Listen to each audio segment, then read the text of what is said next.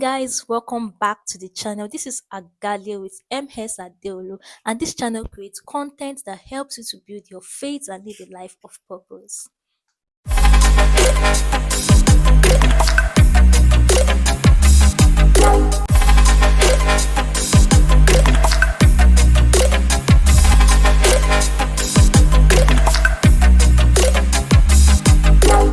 So, you've probably heard some people say the Bible has a bunch of rules about what we can or can't eat.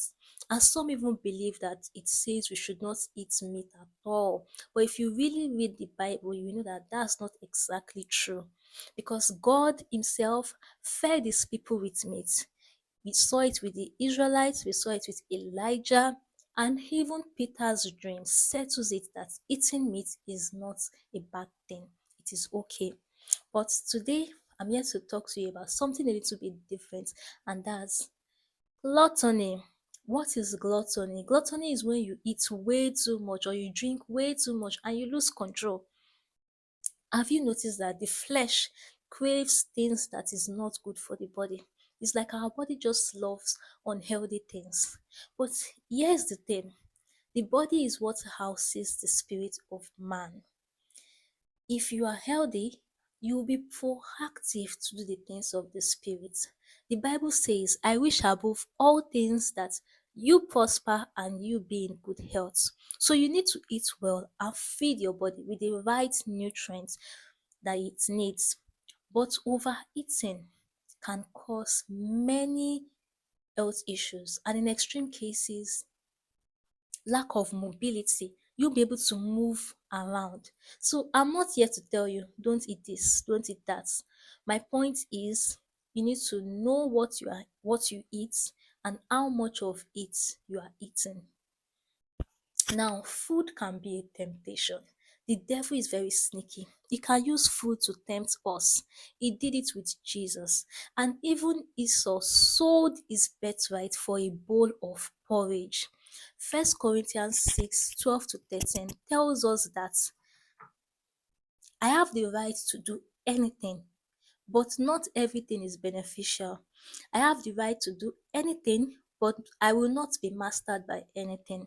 You say food for the stomach and stomach for the food, but God will destroy them both.